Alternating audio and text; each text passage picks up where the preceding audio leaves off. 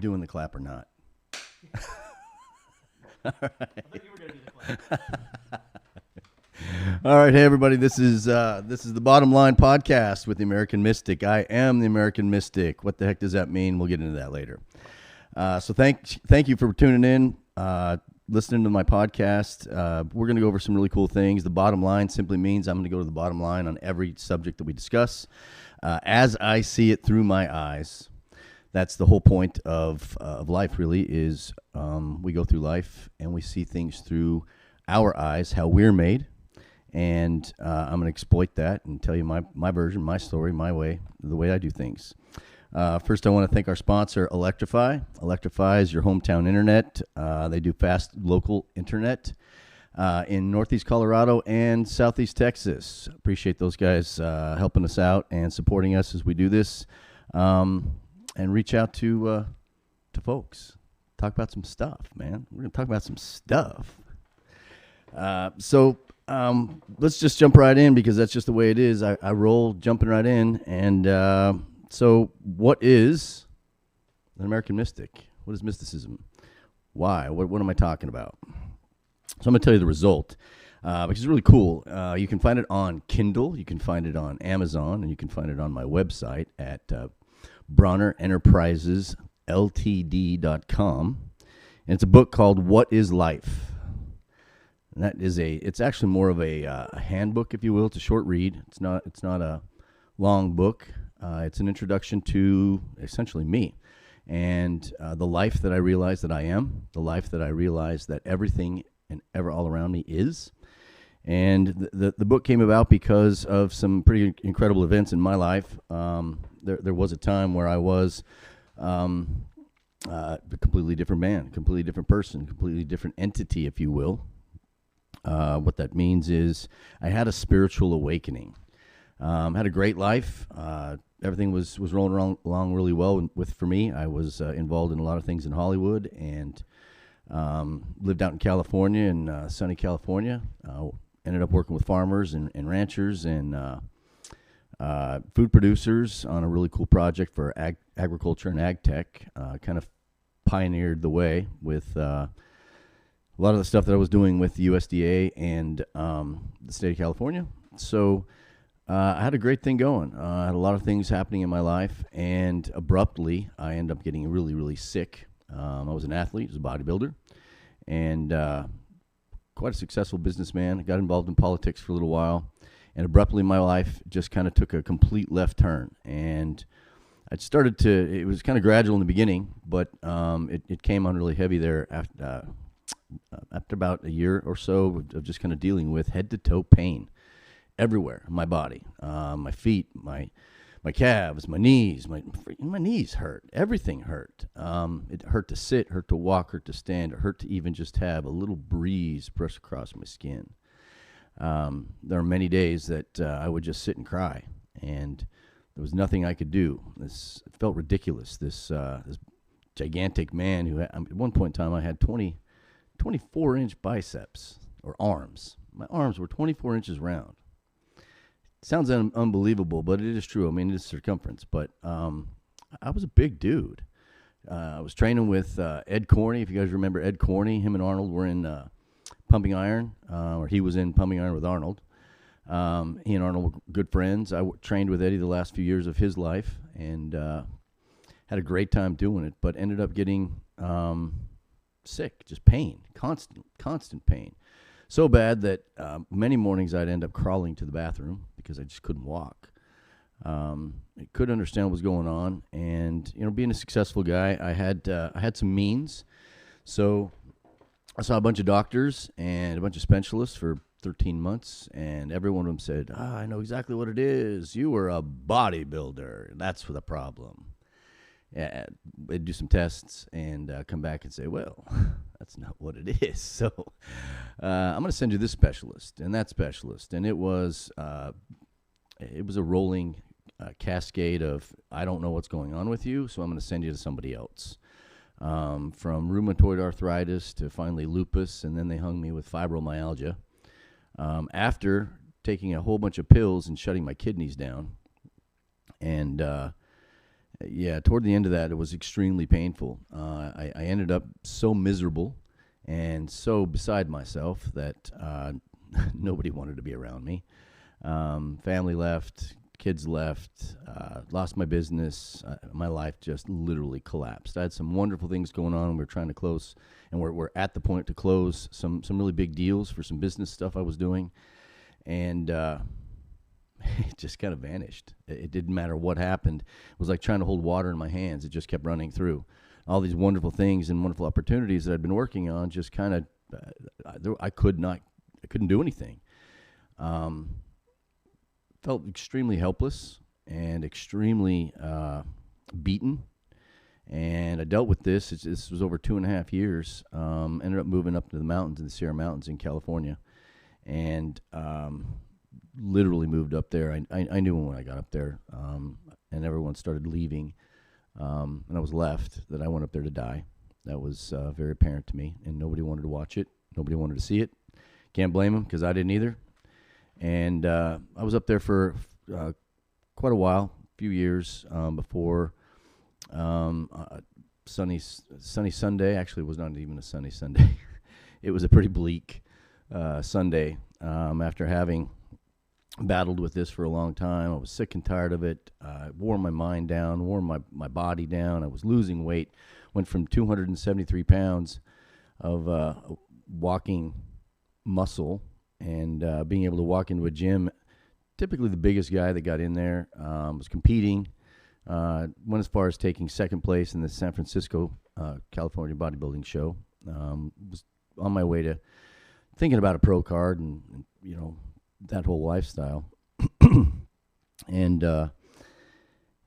it just all collapsed. Having been in such great health and having a life trajectory that looked really, really good and was a lot of fun, everything just collapsed. And I knew that when I got up to the mountains, that I was there to die. There's no question about it. Everybody also knew it around me. So on a Sunday morning, I got up and had just had enough. My mind was finally broken, I guess. And I walked out into my garage. Not seemingly, I had just walked out in my garage. I don't even know why. Just walking around, feeling the coldness. I remember feeling, smelling the smell of the garage and feeling the coldness. I'm up in the mountains, so it's November. And the next thing I know, I'm coming to in an ambulance.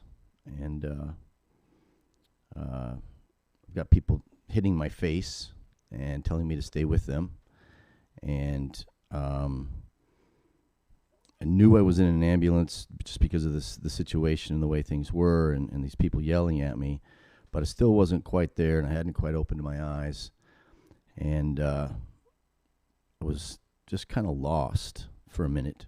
A minute. It seemed like a minute to me. It was just kind of out, gone.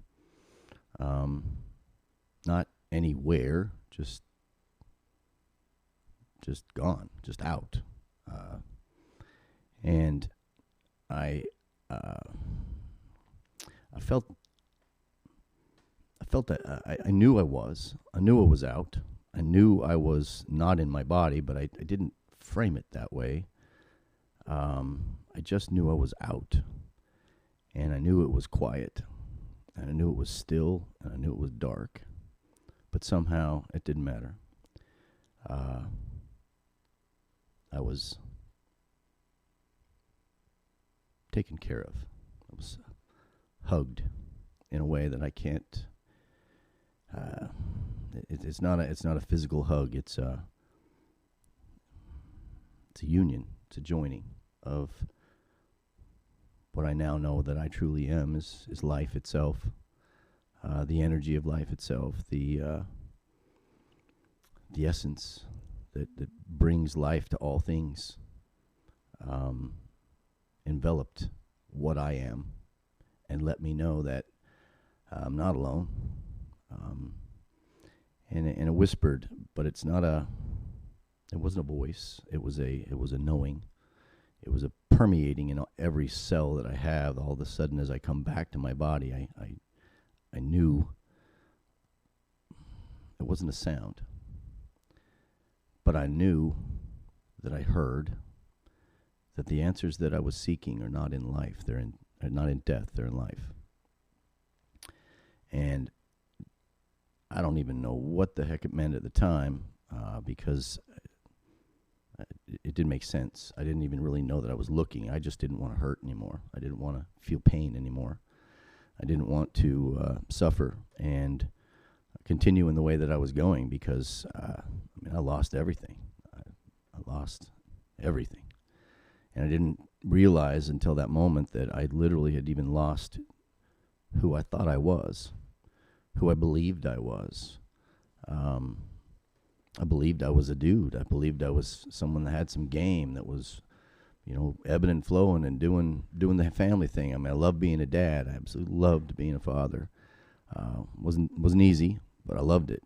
I loved the family that I had. I loved my business. I had an H2. I had a brand new BMW. I had two brand new pickup trucks, a Ford and a Dodge. My daughter drove a brand new Prius. I lived in a huge house on an acre in 160 acres of walnuts. That it was kind of my oasis. It was gorgeous. I'd done something. I felt I was somebody. If I went down to Hollywood, I had friends. In Beverly Hills, I had friends and people that I did business with, and places I went. The political world. I got into the political world and thought I was somebody, and quickly was shown I'm actually nobody. Nobody, no thing, no place, no time, nowhere. But I exist. I exist. And I'm here. And I have a body. And I am aware that I have a body. And I'm aware that I have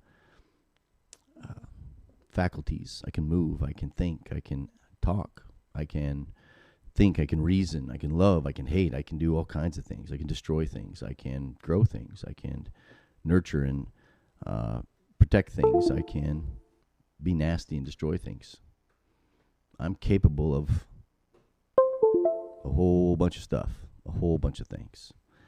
And I hadn't realized that that was really the case. I really believed in a one path, if you will, a one path through life, that I was working toward the potential of going somewhere better. I wasn't 100% sure on that, though I have been in religion my entire life, or affected by it somehow. I am currently today a pastor of a non-denominational church, North Point Church, and that's more of a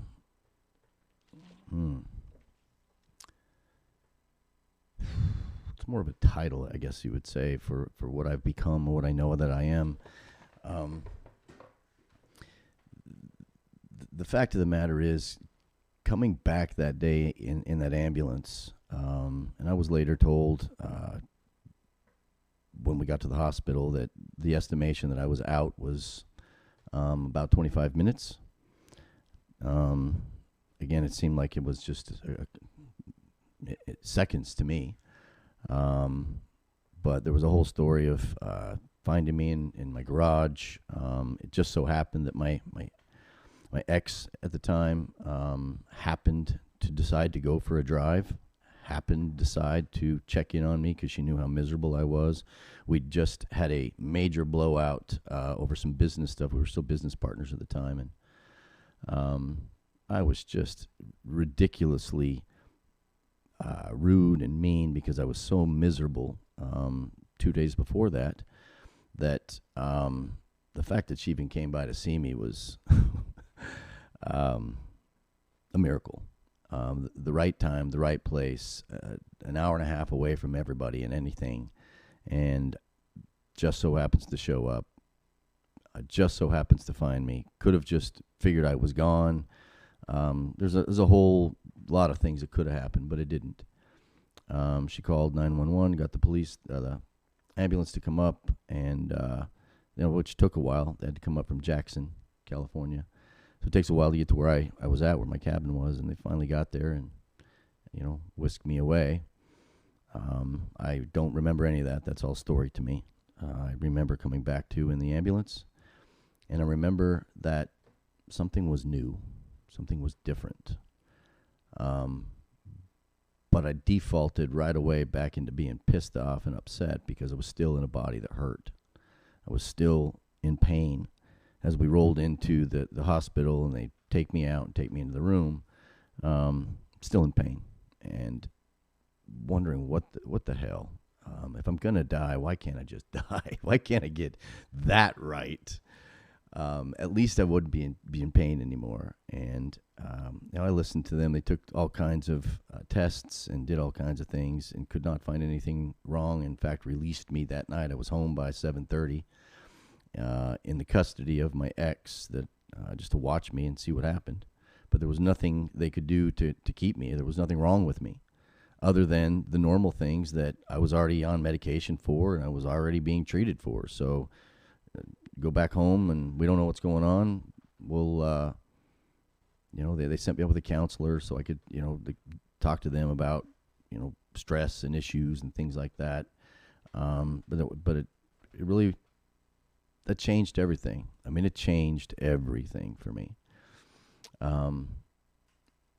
Within 3 days, I got back into my cabin and, was contemplating what to do, and something from inside of me just kept telling me over and over again, the answers that I was seeking are in life, not in death. Man, I had no idea what that meant. I had no idea what to do. So I just kind of fumbled around for those 3 days, first 3 days, trying to decide what to do, what's my next move. I'm now very worried and scared that I can't go anywhere, because what happens if this happens again and I'm out and about? What happens if I go someplace and I didn't even want to go to the grocery store? That would be that'd be not good. So I really just kind of became a spoiled little kid, and this thing is this over and over and over again in my head. The answers that you seek are in life, not in death. It was rolling around in my head. Felt like it was in my chest sometimes. And so I literally said, fine. I have no idea what's going on. I have no idea what to do. I have no clue about any of this. I can't even form an opinion. I can't come up with an idea. I don't know what the heck is going on with me. What the hell? So whatever's going on that's telling me that these answers are there, and whatever questions that you seem to know I'm asking that I'm not aware of, I'm just going to sit here until you tell me. So I opened up every window and door in my place, and again, it's November, so it's cold, and I wanted to feel the cold, but I didn't want to go sit outside because it was wet, so I wanted to feel the cold. So I opened it all up and sat in my chair and decided I'm not moving until whoever you are, whatever you are, if you're God, if you're Jesus, if you're Satan, I don't give it. Whatever you are, you got to tell me. You're going to have to tell me what the hell's going on here. You're going to have to tell me what to do, and I'm not moving until you do. So there. That's what's happening. And I sat. I just sat. I sat because I didn't know what to do. I didn't know what move to make.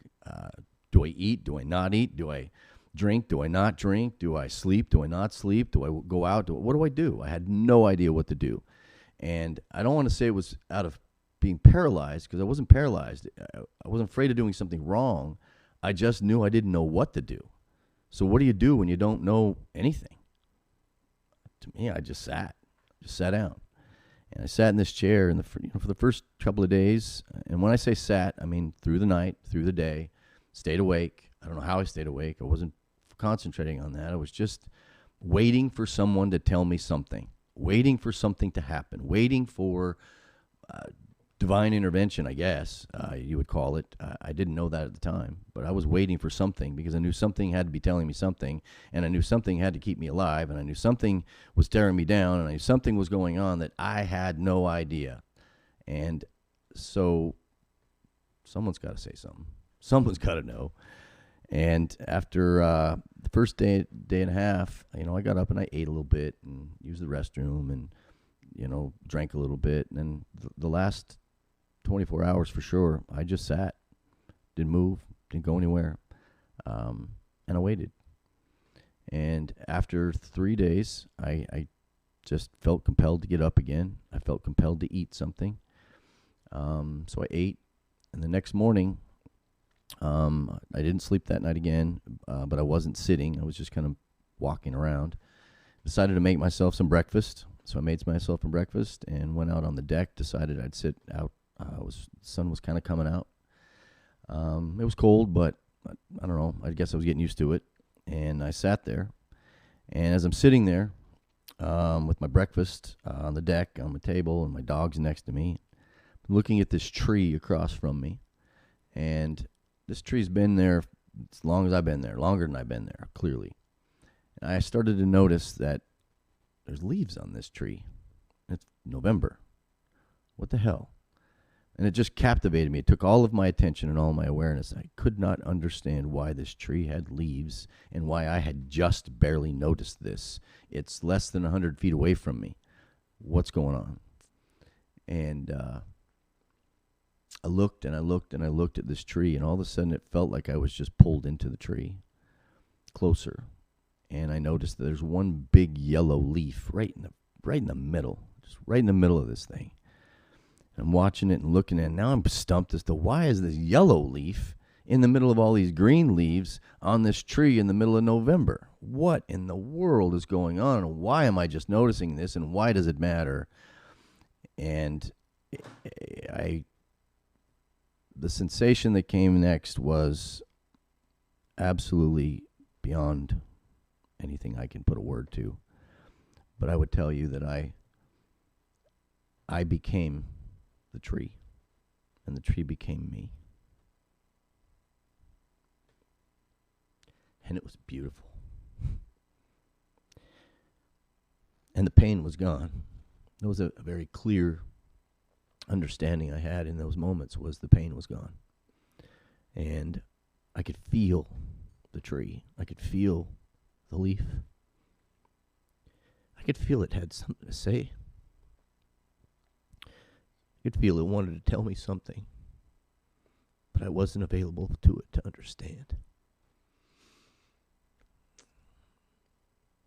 And I looked around several times, just moving my eyes around, because I'm awake. This is happening while I'm awake. I was going to eat my breakfast.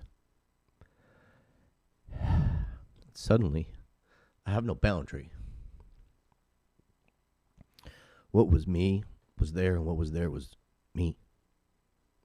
And I couldn't explain it, and I didn't want to. It didn't matter. But I became one with life itself. I became just a conscious knowing that I was there, a part of all of this, and it was a part of me. And I finally came to a point where I looked up at the sky, and I realized that the sun was on the other side of the sky from where it started that morning. And I just kind of popped back to my normal senses, if you will. Realized my face is drenched in tears. My shirt's drenched in tears. My dog's still sitting there next to me, cuddled up next to my leg. I wasn't cold. My breakfast is still sitting there. A little piece of paper, a little like a Post-it note was sitting tucked underneath the plate. My neighbor down the way had walked by to get her mail at the mailbox thing that's up the road, and she had seen me and evidently came over to talk to me and touched me, and I didn't move. She knew I was okay. She said, I didn't feel like you were in pain or anything was wrong with you, but you were gone. And she was the first lady. It was the very first time I'd ever heard the word meditation from this lady. I don't even remember her name. But it was like a whisper from creation letting me know that I was meditating. And that's what meditation is. It's losing yourself, losing your boundary, becoming one, silencing yourself in all levels, and realizing that all of creation is silent. The highest knowledge and the highest knowing is silence. And you can become still. When you become still, you're available to anything and everything that creation has to offer. And it's beautiful. It's beyond words.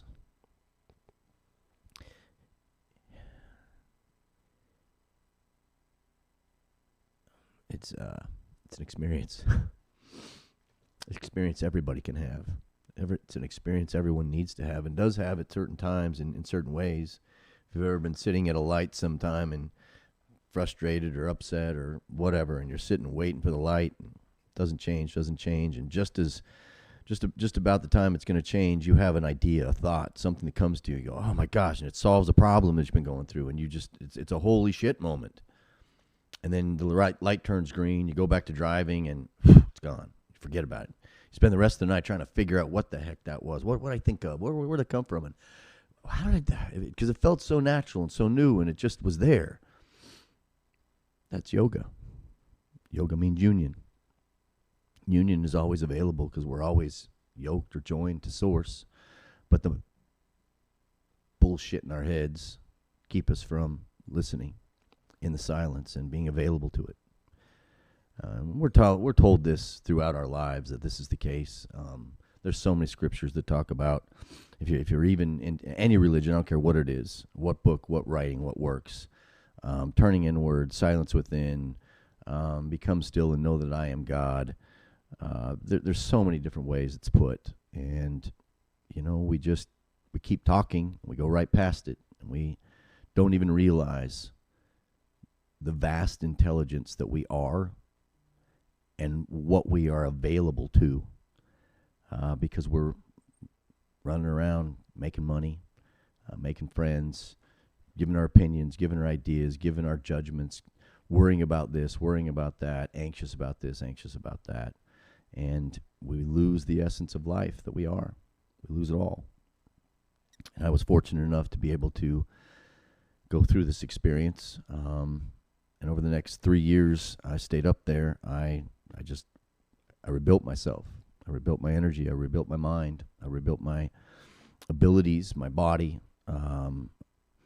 I used fresh fruits, raw spinach, raw berries, water, clean water from the mountains was fantastic. All of a sudden, I became interested in yoga. Never was. I was too big to be interested in yoga. Couldn't move, couldn't bend.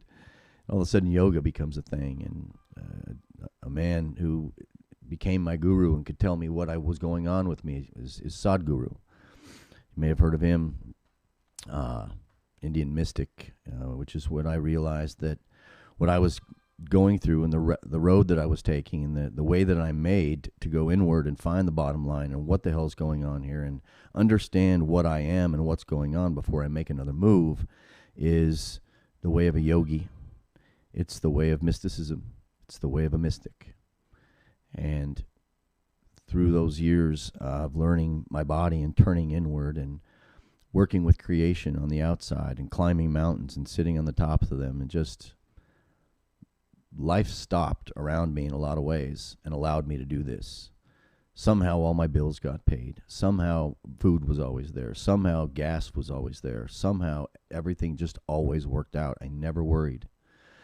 And it completely transformed me. I was fortunate enough to be able to spend this time by myself, and those that came around me afterwards or even saw glimpses of me during could see the changes. All of a sudden downloads of things I had no business knowing just happen. And in the beginning, I'd get all excited and pull together all my friends at the time and take them down to Carmel sometimes, or I'd show up down there and say, this is what I found out. This is what's going on. This is what the universe told me. And we'd go through it and do some research. And I realized it's just information. It doesn't improve my life. It doesn't improve anyone else's life. The entire point of the whole thing was, and to kind of put a cap on what happened to me is, what's called Kundalini awakening. It's called a spiritual awakening. Um, it's called a lot of things, but it happens and it's real. And essentially, your body begins to hold higher energy and higher frequencies. And when that happens, because everything is energy, you become available to more. You become available to far more. It's absolutely epic, and it's the end of suffering. It's the end of pain.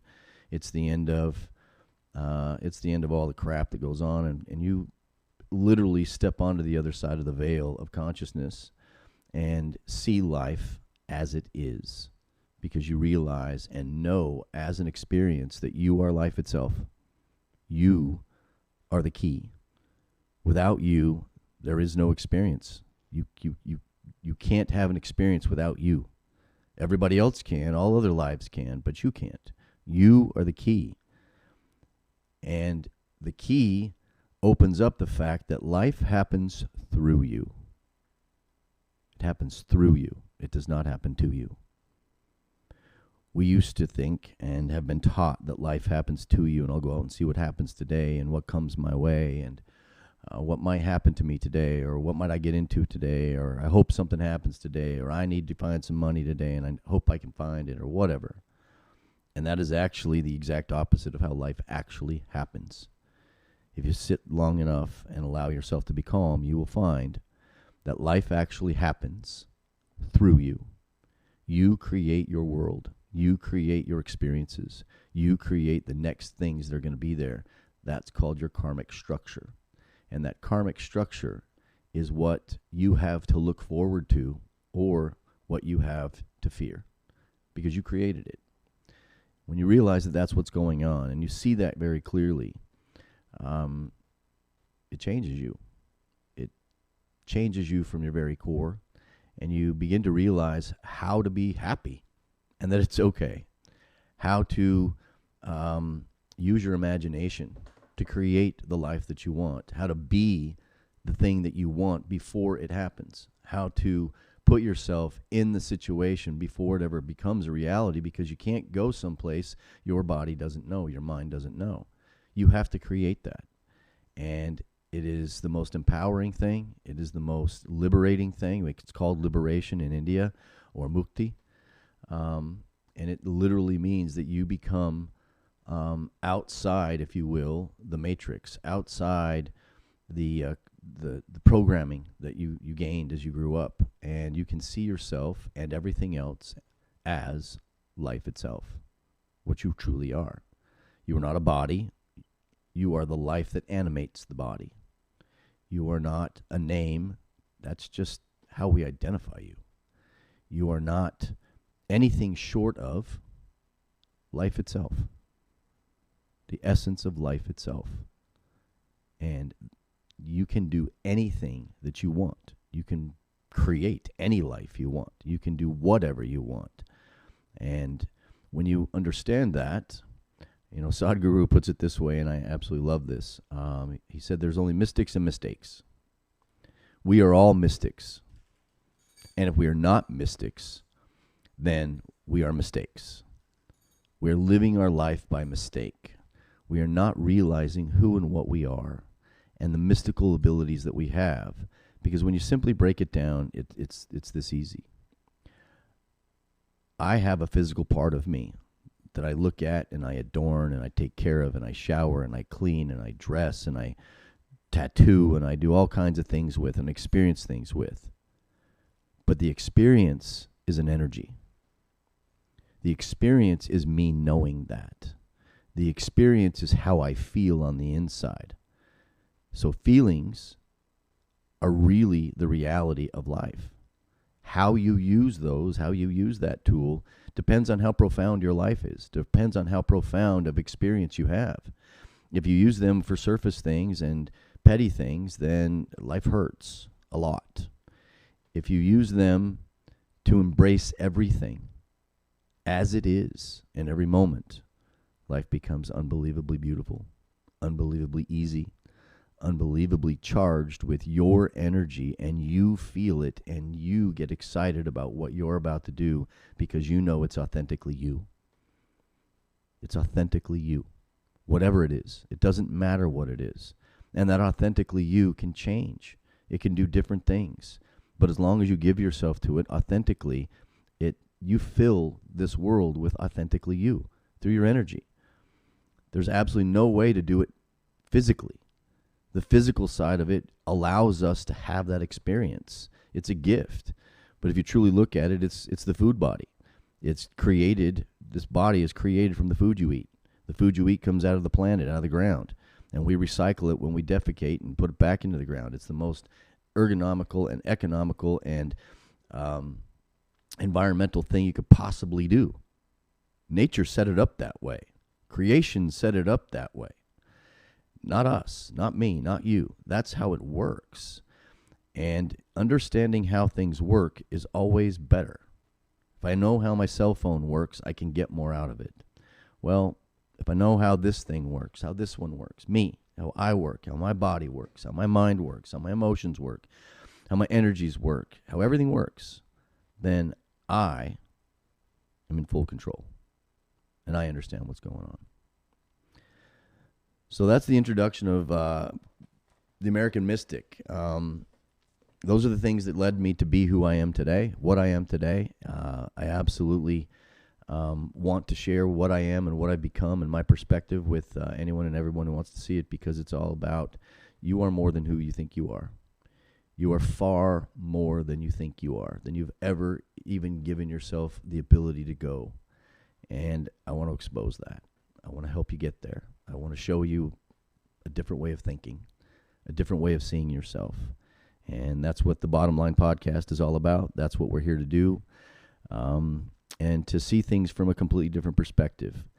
That's the whole point. So I hope you enjoyed this podcast. I hope you enjoyed what I had to say, and enjoy and maybe can pick something out of it that can help you and push you in the right direction, open up some doors for you. If you understand what a spiritual guru or a mystic is, you simply understand and know that we are a light, and I can only point you in the direction of inside you. I'm not looking to heal you. I'm not looking to perform things for you as far as that goes in the spiritual world, because the fact of the matter is you're the one that performs it.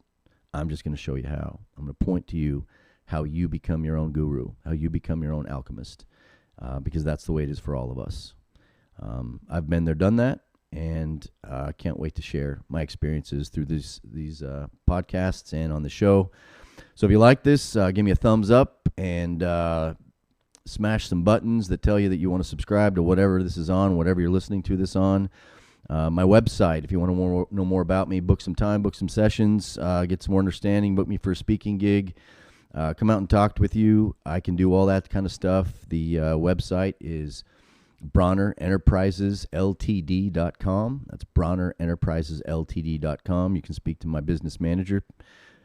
She will hook all that stuff up for you, and my team's eager and ready to have us come do something for you, help you, speak for you, help you reach your ultimate. So I hope you enjoyed this. So it was a lot of fun. I won't be quite so serious and down all the time, or so into the